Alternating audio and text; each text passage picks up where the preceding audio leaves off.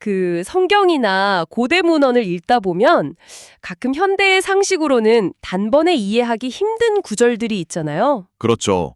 때로는 막 섬뜩하게까지 느껴지는 기묘한 텍스트들도 꽤 많거든요. 그러니까요. 오늘 우리가 주목할 주제도 바로 그런 구절 중 하나입니다. 네, 많은 분들이 오해하시는 구절이죠. 제목부터가 벌써 굉장히 강렬하죠. 사탄에게 내어준다니. 네, 언뜻 들으면 무슨 고대 주술이나 끔찍한 저주처럼 들리잖아요. 그렇죠. 막 영혼을 팔아넘긴다거나 하는 그런 오컬트적인 이미지로 소비되기 쉬운 표현입니다. 하지만 하이저 박사의 연구를 따라가다 보면 이 구절이 고대인들의 지리적 세계관 그리고 그 공동체의 보호와 아주 정교하게 연결되어 있다는 걸 알게 됩니다. 네, 아주 거대하고 치밀한 신학적인 텍스트라는 걸 깨닫게 되실 겁니다. 자, 이제 이것을 파헤쳐 봅시다.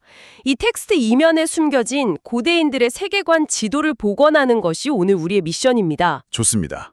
이 구절의 진짜 의미를 해독하려면 먼저 그 시대 사람들의 머릿속에 들어가 봐야 해요. 세계관을 세팅해야 한다는 말씀이시죠? 맞습니다.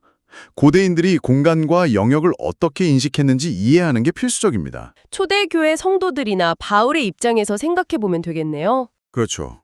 그들에게 교회는 단순히 같은 종교적 신념을 공유하는 사람들의 친목 모임 같은 게 아니었어요. 그러면 어떤 의미였을까요? 그들에게 교회는 새로운 이스라엘이었습니다. 하나님의 임재가 물리적으로 또 영적으로 머무는 아주 특별한 거룩한 공간이었던 거죠. 아, 거룩한 공간이요? 영어로 holy ground라고 하는 그 개념이군요. 네, 구약 시대를 떠올려 보세요. 이스라엘 백성이 광야에 진을 칠 때 한가운데 성막이 있잖아요. 맞아요. 지파들이 그 주위를 삥 둘러싸고 있는 형태죠. 그 성막을 중심으로 형성된 진영 전체가 바로 하나님의 통치가 미치는 신성한 구역이었어요. 신약의 교회 역시 고대인들에게는 그와 완벽하게 동일한 영적 지위를 갖는 공간이었습니다. 그렇군요. 고대 이스라엘의 진영 구조를 생각해보면 이 거룩한 공간이라는 게 얼마나 엄격하게 관리되었는지 확 와닿네요. 그렇죠. 거룩함과 정결함을 유지하는 게 곧 그 공동체의 생존과 직결되는 문제였으니까요. 만약에 누군가 이 거룩한 공간 안에 머물 수 없는 아주 치명적인 죄를 지었다면 어떻게 되나요? 구역의 율법은 그런 경우 아주 단호합니다. 하나님의 백성으로부터 끊어진다라고 명시하죠. cut off, 즉 공동체 밖으로 영구적으로 추방당하는 혹독한 처벌이군요. 맞습니다. 그리고 이런 죄와 정결의 문제를 가장 시각적으로 아주 드라마틱하게 보여주는 구약의 시스템이 있어요. 아, 제가 정말 좋아하는 부분입니다. 대속제일 의식이잖아요. 네, 대속제일입니다. 이날에는 두 마리의 염소가 등장하는데요. 첫 번째 염소부터 살펴볼까요? 이 염소는 철저히 성소를 정결하게 하는 데 목적이 맞춰져 있죠. 네, 첫 번째 염소는 희생제물로 바쳐집니다. 그리고 그 피를 성막에 뿌리죠. 하이저 박사도 설명했지만 이건 지난 1년 동안 누적된 부정함을 씻어내는 과정이잖아요. 맞아요. 일종의 영적인 초기화 버튼을 누르는 것과 같습니다. 새해를 깨끗하게 시작하기 위한 리셋이죠. 자, 그럼 이제 진짜 중요한 두 번째 염소 이야기가 남았네요. 네, 첫 번째 염소가 거룩한 공간의 내부를 정화했다면 이 두 번째 염소의 운명은 완전히 밖을 향해 있습니다. 흔히 속죄 염소라고 부르죠. 스케이프고트라는 단어의 어원이 된 바로 그 염소군요. 대제사장이 살아있는 이 두 번째 염소의 머리에 두 손을 얹습니다. 그리고 이스라엘 전체의 죄를 고백하죠. 죄를 전가하는 거군요. 맞습니다. 국가적인 규모의 죄와 영적 오염을 염소라는 물리적인 매개체에 상징적으로 덮어 씌우는 아주 고도의 제의적 행위입니다. 그리고 이 염소는 죽이지 않잖아요. 네, 죽이지 않고 거룩한 진영 밖으로 멀리 내쳐버립니다. 추방하는 거죠. 여기서 제가 꼭 짚고 넘어가고 싶은 디테일이 있습니다. 하이저 박사의 출처에도 나오지만 이게 염소랑 막 친구가 되거나 아이들이 염소 등에 타고 노는 그런 훈훈한 그림이 절대 아니라는 겁니다. 아, 당연히 아니죠. 아주 심각한 의식입니다. 제2성전기 그러니까 랍비 시대의 문헌을 보면 이게 얼마나 철저하게 집행되었는지 생생하게 나오거든요. 염소가 다시 돌아올까 봐 아주 철저하게 차단했죠. 맞아요. 염소가 길을 잃고 혹시라도 진영 안으로 다시 들어오면 큰일이잖아요. 그래서 사람들이 염소를 벼랑 끝으로 몰고 가서 아예 절벽 안으로 밀어버렸습니다. 완전히 공개적으로 공동체 전체가 지켜보는 가운데 자신들의 죄를 밖으로 내쳐버리는 강력한 상징적 퍼포먼스였던 겁니다. 자, 여기서부터 정말 흥미로워집니다. 쫓겨난 이 염소는 도대체 어디로 가는 걸까요? 그냥 사막 어딘가로 가는 걸까요? 여기서 매력적인 부분은 고대인들의 우주적 지리관이라는 개념입니다.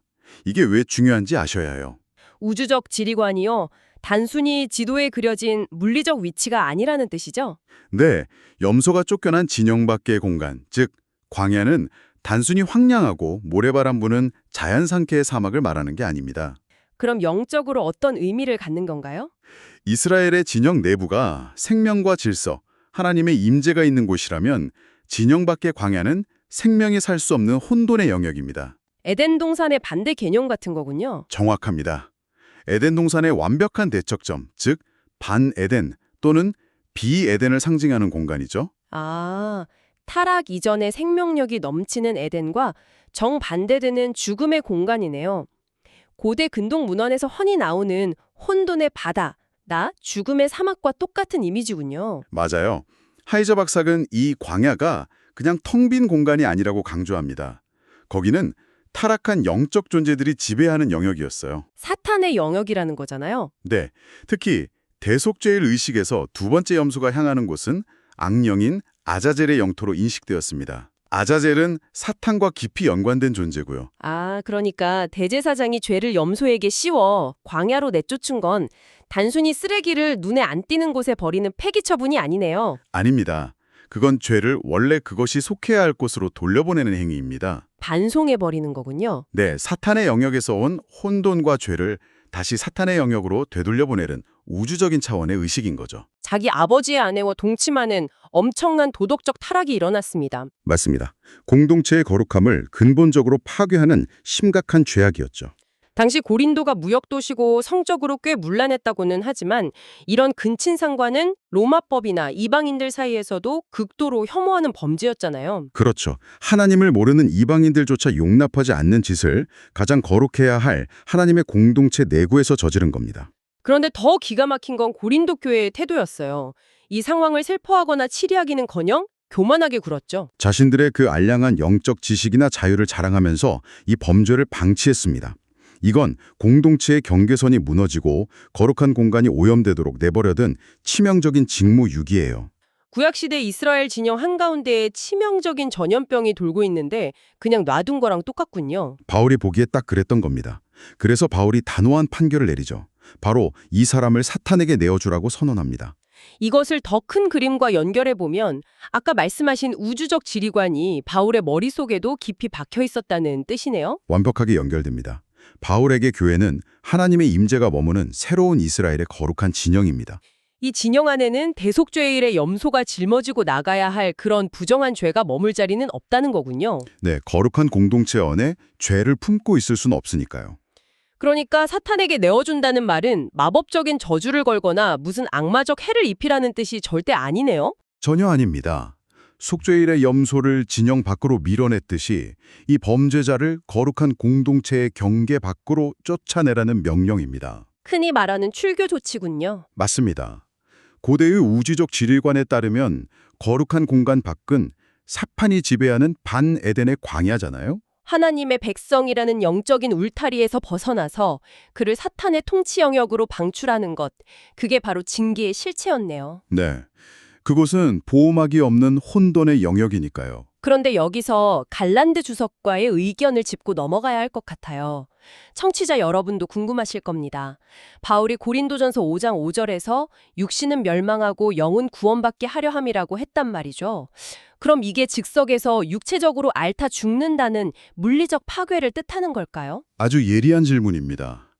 실제로 과거에는 이걸 문자 그대로 해석해서 육체에 질병을 주어 물리적으로 죽게 만듦으로써 영혼이라도 건지려는 극단적인 처벌로 이해하는 학자들도 있었습니다. 육신만 파괴해서 영혼을 구원한다.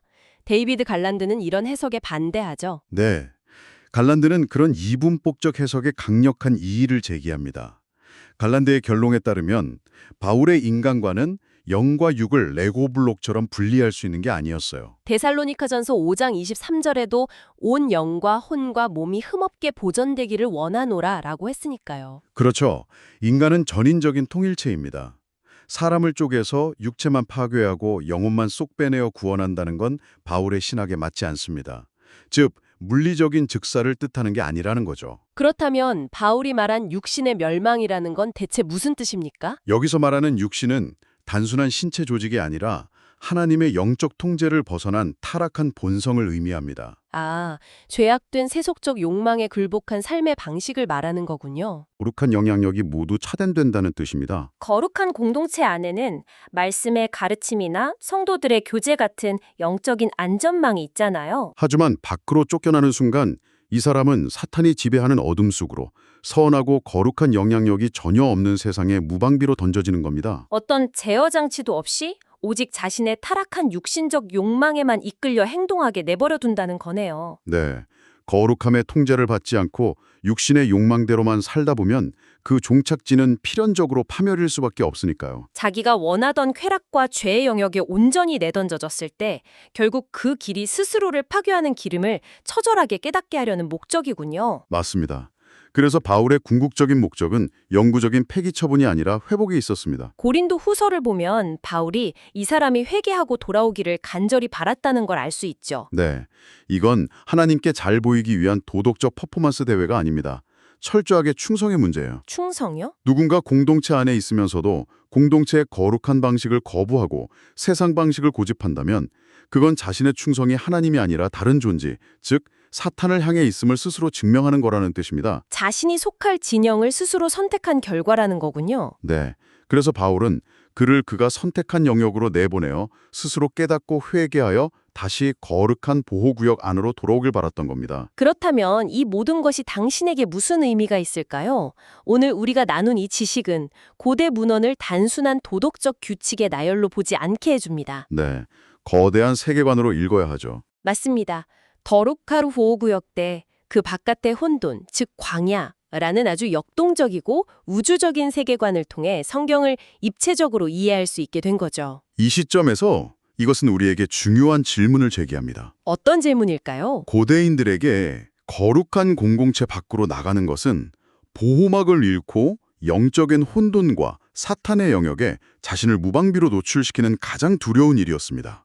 그렇다면 현대사회를 사는 우리는 어떨까요? 아, 현대를 사는 우리요. 우리는 종종 커뮤니티로부터 스스로를 고립시키고 단절하는 것을 자유나 독립이라고 착각하며 찬양하곤 합니다. 간섭받기 싫어하는 현대인들의 성향이죠. 하지만 고대의 우주적 지리관의 렌즈로 본다면 어떨까요? 우리가 추구하는 그 완벽한 고립이 사실은 거룩한 영향력을 차단하고 스스로를 반에덴의 광야로 내던져 사탄의 영역에 방치하는 위험한 행위는 아닐까요? 와, 완벽한 고립인가 아니면 생명을 주는 거룩한 연결인가.